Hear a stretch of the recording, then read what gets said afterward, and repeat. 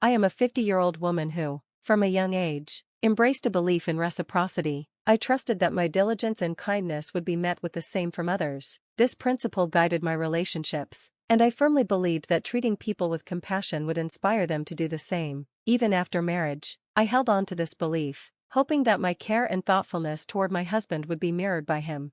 Back then, the expectations placed on women were different. We were often expected to make sacrifices, and I accepted these norms wholeheartedly. I devoted myself to my husband and children, confident that these sacrifices would lead to a fulfilling future. Yet, life didn't unfold as I had hoped. Despite tireless efforts and countless early mornings dedicated to my family, my work often went unnoticed, overshadowed by complaints or minor mistakes. I wasn't forced into this lifestyle. I was just an ordinary person who married a coworker 5 years my senior, conforming to the societal norms of the time. After the birth of my daughter, I left my job to become a full-time housewife. I never regretted the decision, seeing it as a natural step for maintaining family harmony. My life wasn't glamorous like the stories in TV dramas, but it was stable and manageable, until my daughter reached 9th grade.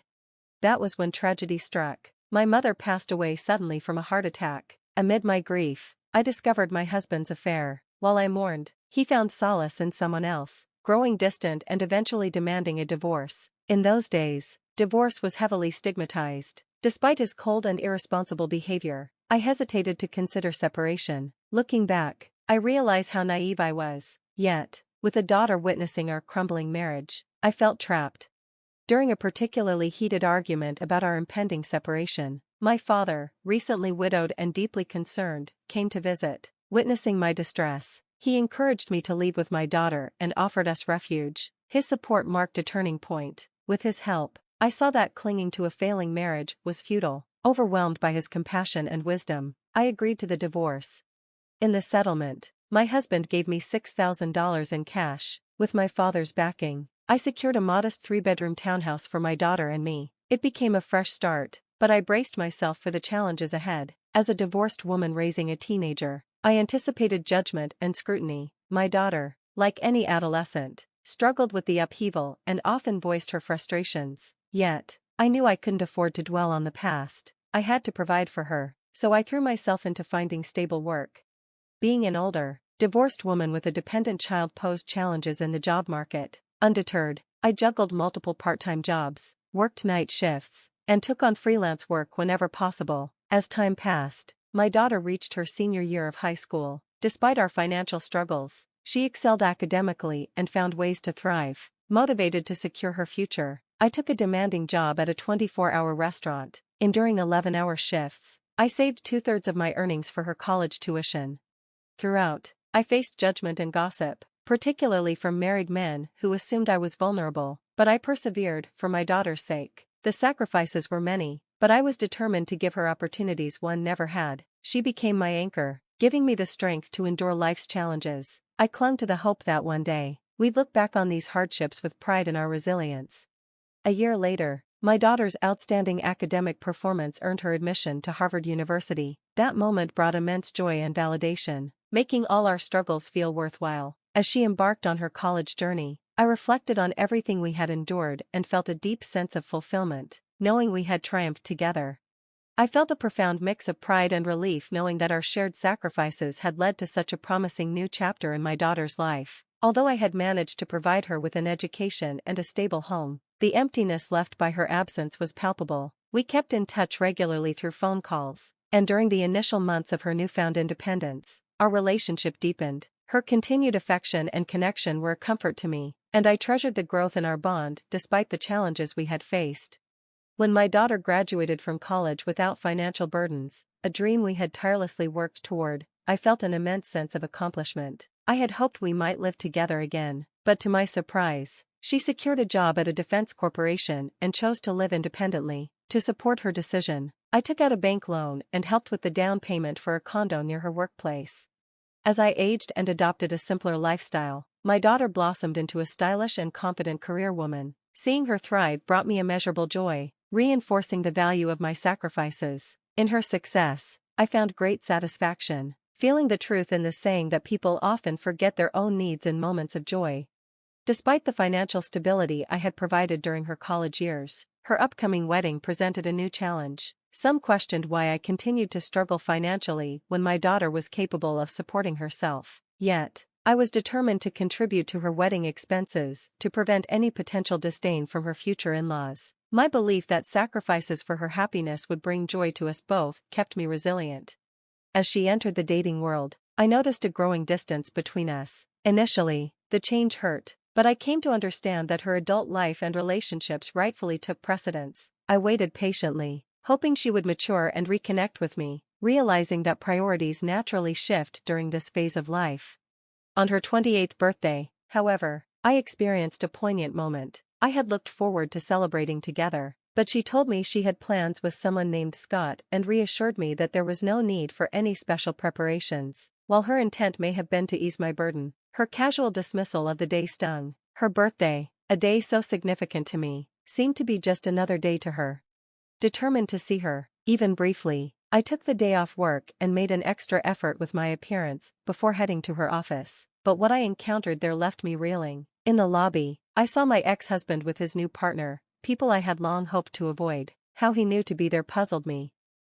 When I tried to call my daughter, she abruptly hung up, claiming she was in a meeting. Feeling bewildered, I turned around and, to my shock, saw her cheerfully calling out to her father and embracing him warmly. Her boyfriend seemed to know my ex-husband and his wife, which deepened my sense of betrayal. It felt as though everyone had conspired against me.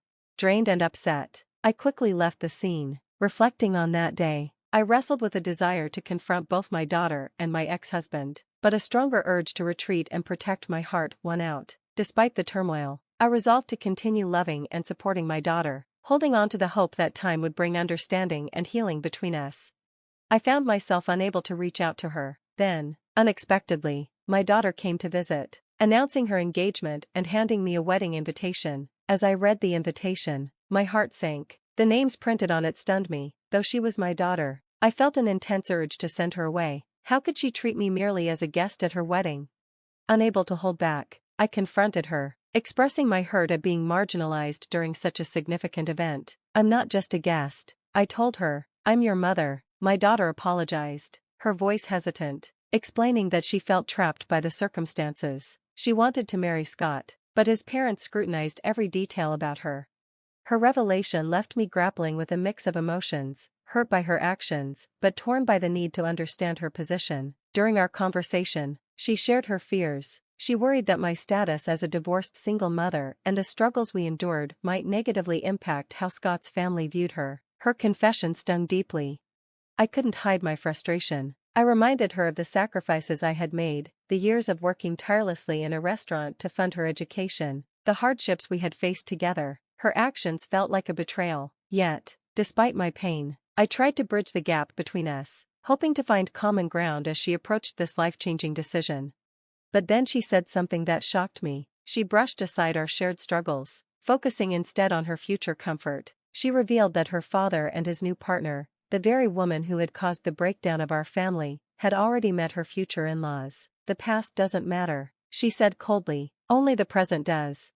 Her dismissive attitude hit me like a blow. For the first time, I harshly expressed my disappointment. In response, she retaliated with a bitterness I hadn't expected. "If you want to remove me from your life," she said, "then reimburse me for the costs of raising me." The exchange escalated quickly, her words cutting deeply. She stormed out of my home, declaring us strangers. Left alone, I stared at the wedding invitation she left behind, noticing that another name, her father's, had taken the place where mine should have been. 2 years later, I received devastating news. My father, who had chosen to live independently to avoid burdening me, had passed away. His death hit me hard, bringing with it a painful realization of my shortcomings as a daughter. A few months after his passing, I inherited the modest condo where he had lived. It became a poignant reminder of the family ties and challenges that had shaped my life. As I stood in that condo, I thought about the money I had saved for my daughter's unused wedding. A bittersweet realization dawned. I had spent so much of my life sacrificing for others, trusting that my devotion would be enough, but perhaps I had neglected myself in the process. It was time to change. I decided to start living for myself, even if it felt late in life. Reflecting on everything I had endured, I resolved to prioritize my own desires and needs before it was too late. Amid these reflections, A close friend, a real estate broker I had worked with during my restaurant years, offered a glimpse of a new path forward. I had spent most of my life sacrificing for others, trying to meet expectations and ensure those I loved were cared for. But one day, a close friend, a real estate broker I knew from my restaurant days, challenged me to consider what I truly wanted. She encouraged me to break free from societal expectations that demand women sacrifice endlessly. Her words sparked something in me, a desire to live for myself. Though I felt pangs of regret for the years lost to sacrifice, a new sense of hope began to grow. Inspired, I decided to take a leap into the real estate business. Using my savings and the proceeds from selling my late father's condo, I studied auction bidding and took a bold step. To my astonishment, I became the owner of a building in a prime location almost overnight. 8 months later, after returning from a mountain climbing adventure, I moved into the top floor of my building, transforming it into a cozy home. I felt a sense of liberation, a fresh start to a life where my happiness took center stage. One evening, as I rested from my adventures, a knock at the door interrupted my thoughts. Exhausted but curious, I opened it to find my daughter standing there. She was visibly pregnant, holding a chubby-cheeked toddler, with tears streaming down her face. Her life, she confessed, was in turmoil. Her husband had become violent and unfaithful. Now, on the verge of giving birth and needing to care for her young daughter, she sought refuge with me. Her arrival stirred a tempest of emotions. The wounds from our past, her disregard for my sacrifices, and our bitter parting, were still fresh. She admitted that beyond seeking shelter, she needed financial help. She even hinted at a claim to the money I had once set aside for her wedding and my inheritance. Caught between compassion and anger, I confronted her. I saved for your education and your wedding. I sacrificed everything for you. You once told me to stay out of your life. Now, after all that, you come back and ask for money? The bond between a parent and child isn't something to be exploited whenever it's convenient. Her response cut deep. I am still your daughter. You raised me to be strong, but maybe you were too busy working to teach me how to be a better person. I've become selfish, but now, I have no one else. My father's new wife ran off with all his money, and he's disappeared trying to find her. If you abandon me, I'll be like an orphan, with no one to turn to. How could you turn your back on me and your grandchildren?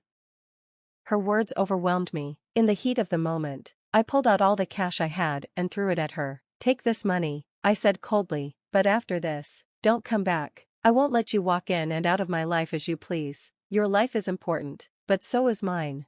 I watched as she left, carrying her child and her unborn burden. The pain of asking my daughter to leave was almost unbearable, but her selfishness, and the echoes of past grievances, had become too much to endure.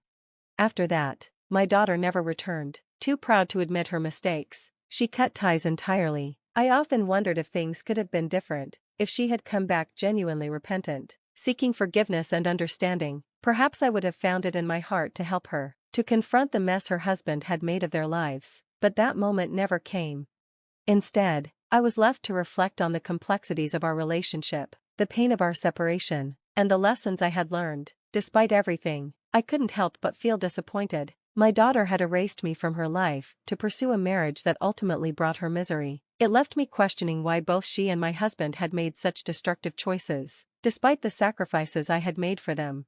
Now, I see that the only person truly living the life I envisioned is me. This experience taught me a valuable lesson. No matter how strong your relationships may seem, you must prioritize your own well-being. Betrayal can come from anyone, but the one person who should never betray you is yourself. Happiness, I've learned, doesn't come from the sacrifices you make for others, but from the efforts you invest in fulfilling your own life. My story may seem like a tale of a life half-lived, but I'm determined to fill the rest of it with experiences and joys meant solely for me. Thank you for listening to my story. I hope it brings insight and encourages you to cherish your happiness and dreams. Let's cheer each other on toward a life fully lived.